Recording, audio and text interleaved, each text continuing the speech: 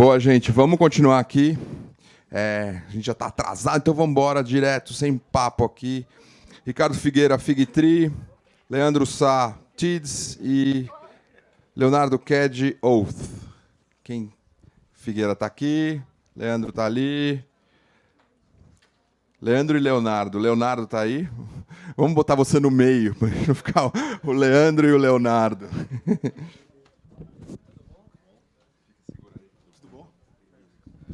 Olá.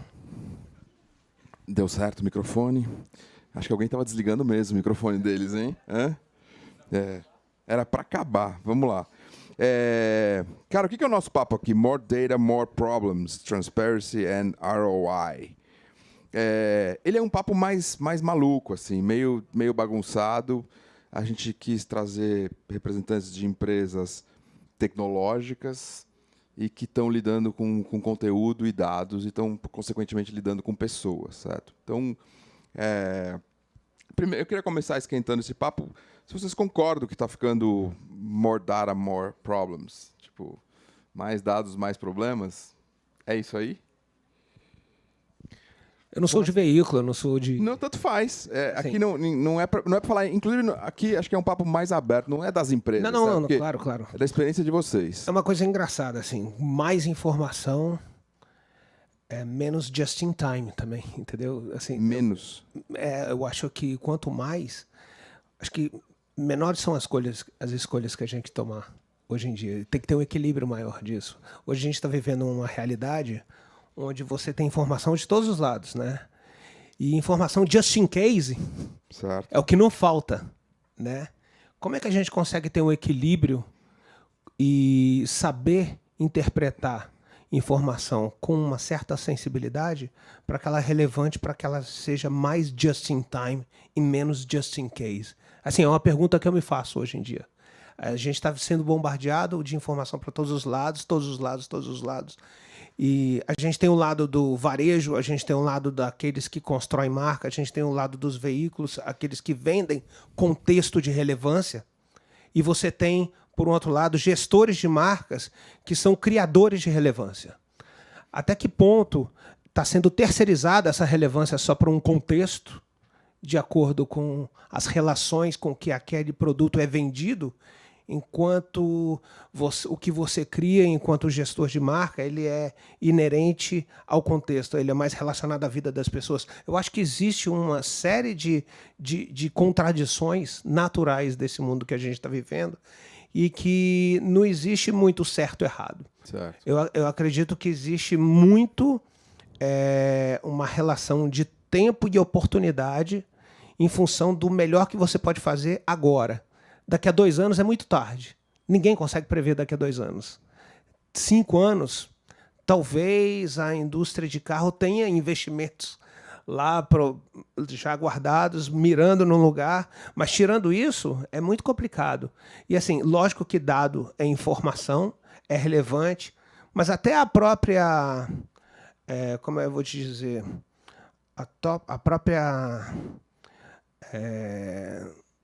equalização de todo mundo tem todas as informações, como é que a gente lida com esse problema /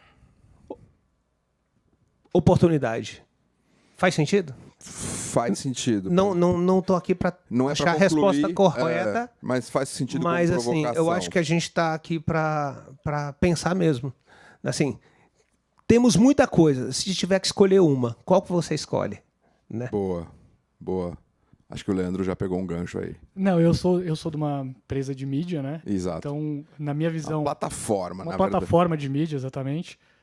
Então, na minha visão, a gente tem exatamente isso que você está falando. Eu acho que a gente tem muita informação delegada para muitas plataformas e tecnologias e pouca gente do lado da demanda, talvez a gente não tenha formado profissionais o suficiente para isso ainda, capazes de interpretar e de ler essa informação, até porque isso tem um custo.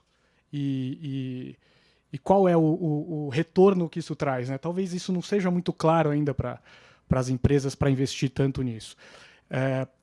Mas continuando falando do tema de problema, eu acho que esse é muito importante, mas eu acho que a gente também tem um problema de de novo, com a visão de plataforma de mídia, Sim. um problema de muitos layers, muitas camadas numa entrega de campanha, por exemplo, né? Isso traz problemas técnicos muitas vezes, né? Então isso, você imagina que uma plataforma de mídia como a TIDS hoje, por exemplo, a gente garante que a gente entrega brand safety, temos uma auditoria para isso e temos uma ferramenta para isso. A gente garante que a gente entrega viewability, temos uma auditoria e temos uma ferramenta para isso. A gente entrega dados, temos uma outra empresa e uma outra ferramenta. Ou seja, como a gente agrega tudo isso, né, e ainda tenho que entregar isso, que é o foco da minha empresa, em um inventário premium de qualidade, sem que tenham temas sensíveis sendo tratados ali, como, sei lá, política ultimamente está muito sensível, então como excluir ainda esse tipo de conteúdo. Então, E ainda deixar com alguma graça, né? Porque também você faz Exato. tudo isso. Não, e o Não tem mais principal... graça nenhuma, ninguém mais quer ver, né? Tipo, E acho que o principal, isso tudo ninguém olha, acho que o principal são as duas próximas coisas, que é performar, isso. né, e um custo que seja interessante para o cliente. Tudo isso tem custo, né? Eu acho que data hoje a gente consegue ver,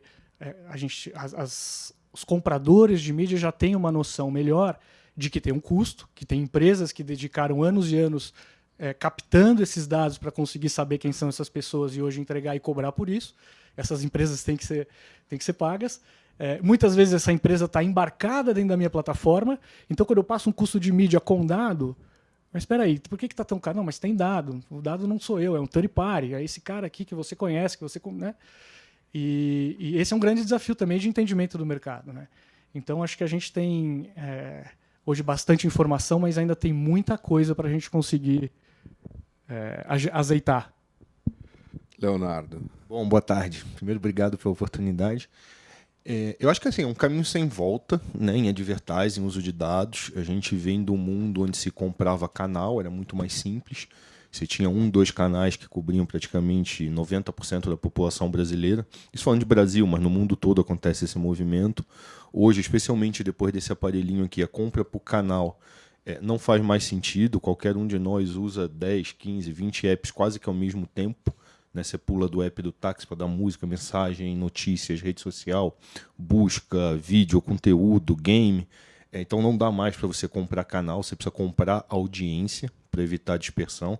Então acho que a primeira coisa assim, é um caminho sem volta. Boa parte da indústria hoje é baseada em dados, toda a parte de mensuração é baseada em cruzamento de dados. Eu acho que a gente precisa são extrair mais insights desses dados, né? A gente acumula cada vez mais montantes maiores de dados, mas os insights que a gente extrai desses dados não tem crescido na mesma proporção. Então, como é que a gente torna esses dados acionáveis de verdade? Né? Tentar extrair mais valor. Acho que, 2, o mercado precisa evoluir. A gente tem aqui, seja a TIDS, seja a UF, são empresas que pertencem a operadoras de telefonia. Isso não é por acaso. Se a gente parar para pensar em digital, você tem um avanço tremendo no que diz respeito a dados em relação a outras mídias, mas falando de dados, o dado da indústria digital é um dado imputado pelo usuário, né? Ele não é verificado. Você cria uma conta em qualquer e-mail, rede social, e você imputa o que você quiser. O dado das operadoras é um dado verificado, né? Tem uma relação de billing constante. Então, acho que esse é o primeiro passo. Você precisa avançar mais ainda na questão dos dados. E nessa mesma linha, você precisa regular o mercado. Então, teve o GDPR na Europa, tem a PLC 53 no Brasil. Eu acho que isso tudo traz mais transparência, seja para os usuários, seja para os anunciantes que precisam comprar dados. De onde está vindo aquele dado, o quanto tem consentimento do usuário, como ele foi captado, como ele foi tratado. Como toda novidade na indústria, esse é um mercado que, quando começou, apareceu muito aventureiro, né? Muita empresa que se coleta esse dado sei lá como, trata-se sei lá como. E a partir do momento que aumenta a capacidade de você mensurar, acontece um pouco que o Marcos Frade estava falando, né? Você vê que você estava comprando gato por lebre. Quando você vai medir entrega em target, quando você vai medir resultado, você vê que muitas vezes aquele dado não tinha valia nenhuma. Então acho que assim, a gente está no meio de um processo muito positivo. 1, de melhorar a qualidade dos dados, 2, de extrair mais insight, mais valor, e 3, de regulamentar a indústria. Acho que o Brasil Nossa legislação tem suas falhas, mas já é um avanço bem grande na direção de onde precisa ir. Você é otimista em relação a isso, em relação ao Brasil? A nossa lei de dados, É. acho que já é um começo, né? A gente hoje, por exemplo, na União Europeia, a gente não consta entre os países seguros para a comercialização de dados. Então, esse já vai ser um primeiro passo. Óbvio que a nossa legislação poderia ter sido melhor. Você não tem ninguém para fiscalizar, você não tem penas que sejam, penalidades que sejam claras e objetivas, como na legislação europeia, mas acho que já é um primeiro passo. É melhor do que você não ter nada, com certeza. Então, nesse sentido, eu sou otimista, sim. Leandro também? Sim, Sim. sou otimista, sim. Acho que é um primeiro passo. Acho que é muito difícil a gente conseguir sair do zero e ir para o perfeito, né? Então é um primeiro passo. Acho que a gente está indo no caminho certo. A gente não teve, como experiência da TIDS, a gente não teve nenhum problema fora da Europa com a implementação do GDPR lá fora, mas foi uma onda que quem não estava preparado lá fora, a gente, Ficou em todas fora, as nossas conversas, o baque foi grande, né? E quem tava foi bom. Foi bom porque conseguiu absorver muita coisa daqueles que não estavam conseguindo entregar. Foi um baque muito forte lá fora. A gente tem aqui a nossa legislação, que, de novo, não é perfeita, mas eu acho que é um primeiro passo. As empresas têm um tempo aí para se adequar, tem uma dificuldade de gerenciar como isso vai ser feito ainda internamente dentro das empresas, que tem custo, que não é fácil, é tecnológico, é um processo que demora, mas eu acho que é um caminho, um primeiro passo muito importante. Boa. Ricardo, você saiu da publicidade, ou não saiu, mas enfim, saiu em parte, ou agregou um novo layer, digamos assim, sem sair, desse negócio de inteligência artificial e essas coisas, pelo menos foi o que eu li que você tá aprontando. O que você está aprontando? 1 e 2, o que o mundo está aprontando com isso? Que você acha que tem a ver com esse nosso universo de comunicação, que é o nosso papo de hoje? Na verdade, eu entendo que publicidade em si é uma coisa muito de mídia. Especificamente. Alô? Especificamente. Isso não quer dizer que eu desconsidero, muito pelo contrário. Alô? Eu acho que o que a gente está discutindo aqui é valor de espaço, né? É uma inteligência baseado num volume gigantesco de informação que, num determinado momento na vida daquele cara, ela tem um grande valor de venda para a categoria, né? Porque a partir de um portal, de uma inteligência artificial, assim, são parâmetros, né? Não é uma identidade de marca. Então, assim, eu vejo duas inteligências aí que elas, de certa forma, elas vão uma contra a outra, mas na minha visão elas têm que dar os braços, assim, que é da inteligência artificial, que eu acredito e acho incrível, mas a inteligência emocional, ela é fundamental, né? Tal como você não faz nada com a inteligência artificial a partir do momento que você não decide o que você faz. É simples assim. Uma tecnologia só é alguma coisa, só vira inovação a partir do momento que o que você faz dela é diferente. E aí eu vejo esse sentido. Eu decidi não trabalhar como um ofertador de contexto de venda de mensagem, mas como um gerador de valor em cima de marcas e produtos e serviços. Então, assim, eu procuro ajudar os clientes em viabilizar dentro do ecossistema da existência deles, como se ele seria uma plataforma de valor para as pessoas, na vida das pessoas. Independente de mídia, com mídia e por aí vai. Eu só acho que hoje em dia a gente está vivendo um momento muito interessante onde a inteligência de dados ela prolifera tanto, ela vira tão perfeita que ela vira muito genérica também. Eu sinto que ela vira muito genérica e isso favorece muito o varejo, o que é incrível, né? O que é maravilhoso. Então, assim, no momento que você tem uma inteligência artificial por trás do varejo, nossa, é fantástico. É ótimo para as pessoas. É maravilhoso para as pessoas. Cada vez mais para as pessoas. Você, como gestor de marca, como um gerente de marca, como um dono de produto. O que você está criando, que é aquela essência que faz a diferença para o teu produto, literalmente, quando ele vai cair num contexto ou na vida das pessoas, qual a relevância que ela gera na vida das pessoas. Então, assim, eu acho que, por um lado, o varejo está correndo numa velocidade gigante, a ponto de o mercado ficar até desequilibrado, assim, e a inteligência de marca, ela está atrás mesmo. Ela tá manca, né? Ela não está olhando o ecossistema do potencial do que aquela marca se propõe a fazer, do ponto de vista de propósito até o ponto de vista de craft. E qual é o potencial de todo o ecossistema dela em relação no que ela pode contribuir na vida das pessoas. É lógico que o momento de venda é fundamental. Propaganda é ingrediente de produto. É fato. Não vai mudar. Não vai mudar nunca. Não vai mudar nunca. Não é à toa que a Amazon é o que é. Né? Assim, eu só questiono assim, qual é o momento em que a Amazon vai poder empacotar tudo como Amazon? Entende o que eu estou falando? Por exemplo, carro Amazon. Por quê? Porque eu tenho a melhor capacidade de gerar contexto de venda possível.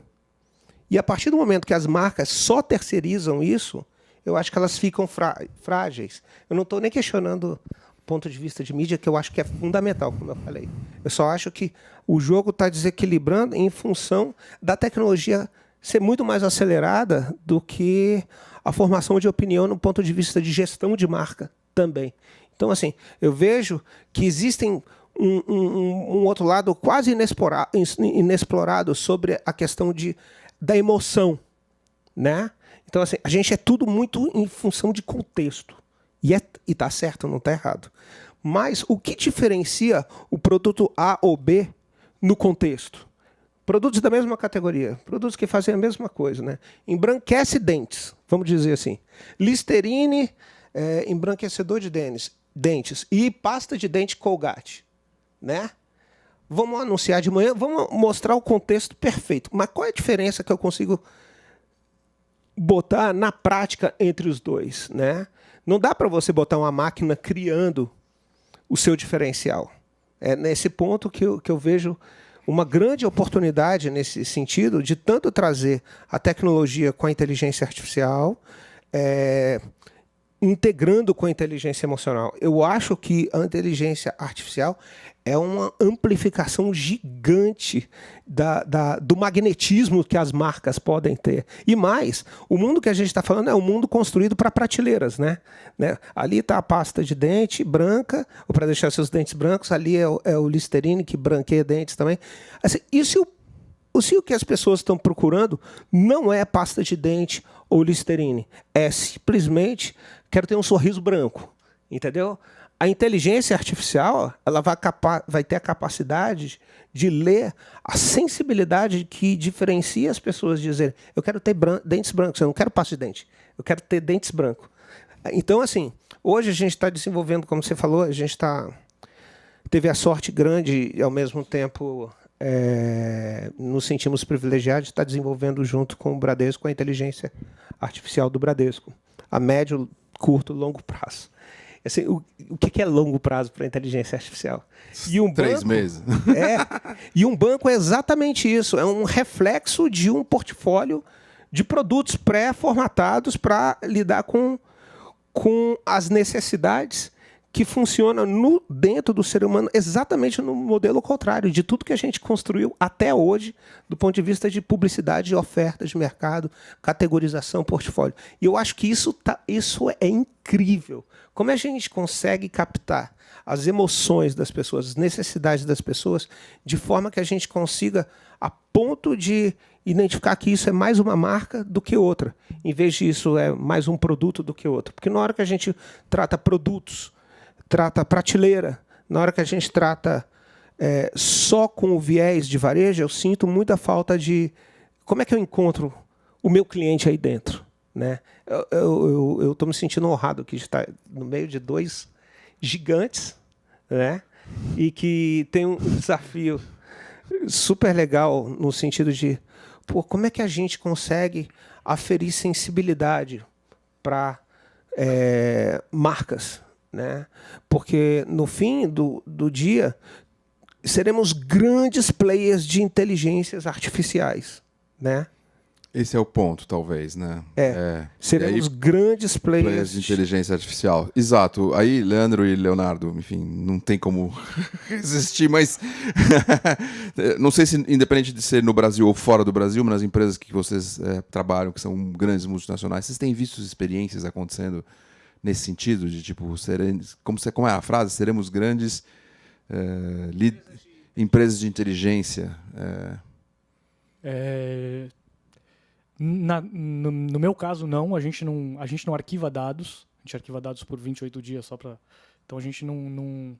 Nesse ponto, a gente não trabalha dados, a gente entrega a campanha com dados, né? A gente usa os dados para campanhas específicas. Se for uma campanha que venha de mídia programática, a DSP fica responsável por fazer esse Mas você usa tudo no lado do conteúdo, você usa, sabe? A gente usa o lado Toda do uma conteúdo. inteligência de dados para Sim. mostrar a coisa que tem mais Isso sim. relevância e etc, certo? Sim. Mas eu acho que tem mais interessante, no meu caso, como TIDS, que ele falou, ele estava contando de inteligência artificial, dados e sensibilidade.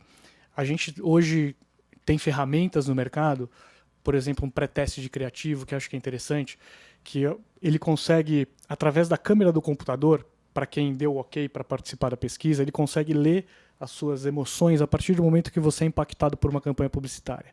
Então você consegue medir quais são as emoções da pessoa ao assistirem o seu vídeo. Com isso você faz uma outra parcela da campanha para captar dados quantitativos. Cruza esses dois dados. A partir de um briefing do cliente, olha, esse vídeo é um vídeo que foi feito para causar emoções para um público X.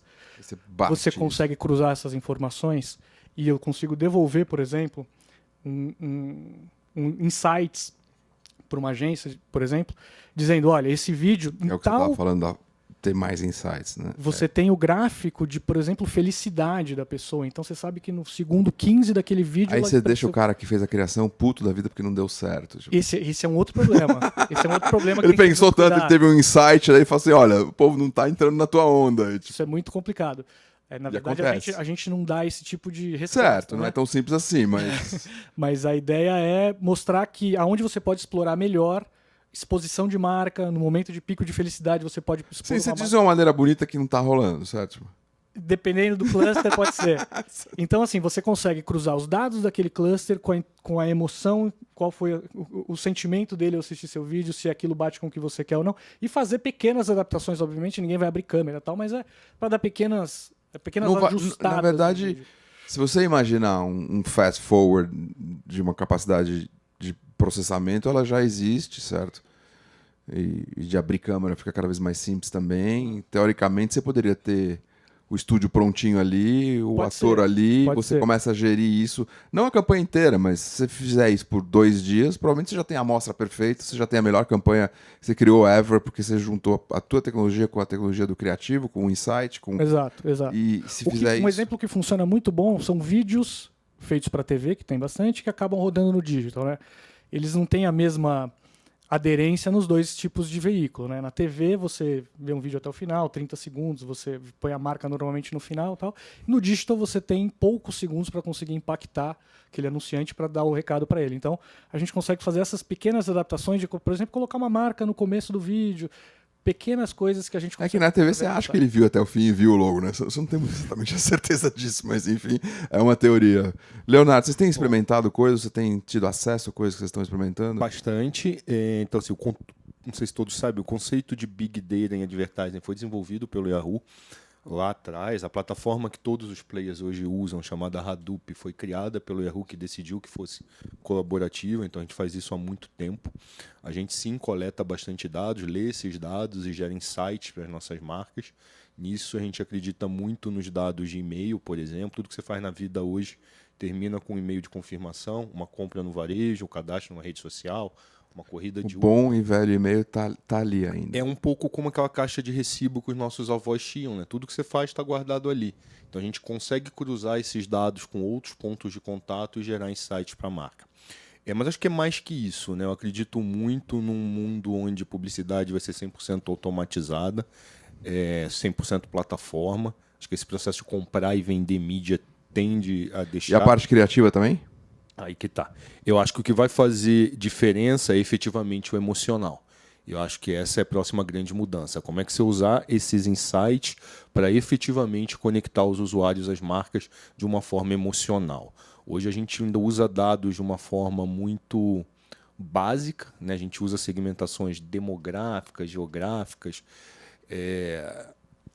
Isso não quer dizer nada, né? Nós aqui temos, se tem pessoas da mesma faixa etária, ou da mesma idade, ou do mesmo sexo, da mesma cor, e são totalmente diferentes. Eu acho que através de dados você pode entender melhor as conexões do teu consumidor com determinado assunto, o que faz essas pessoas terem algo em comum e a partir daí a marca conseguir se conectar a esse público. Acho que isso que vai fazer diferença, como criar essa relação emotiva, onde dados talvez vai ser o começo, mas só o começo. A partir daí criatividade volta e continua a grande protagonista, sem dúvida. Boa, boa. Com isso eu vou encerrar nosso bate-papo. Acho que a gente foi um pouco mais flip, assim, nesse, né? O Rick nos levou, assim, para um mundo... Não, foi excelente. Eu acho que... Eu gosto muito dessa diversidade da coisa super maluca para a coisa aplicada que o Leandro trouxe no instante seguinte. E talvez muitas coisas que você estava falando a gente não estava conseguindo acompanhar. O Leandro fez a gente conseguir acompanhar na sequência. Então, obrigado pela presença de vocês. Valeu, obrigado pelo papo. Sucesso. E como vocês deram uma visão muito otimista, espero que vocês tenham razão. Valeu, obrigado, gente.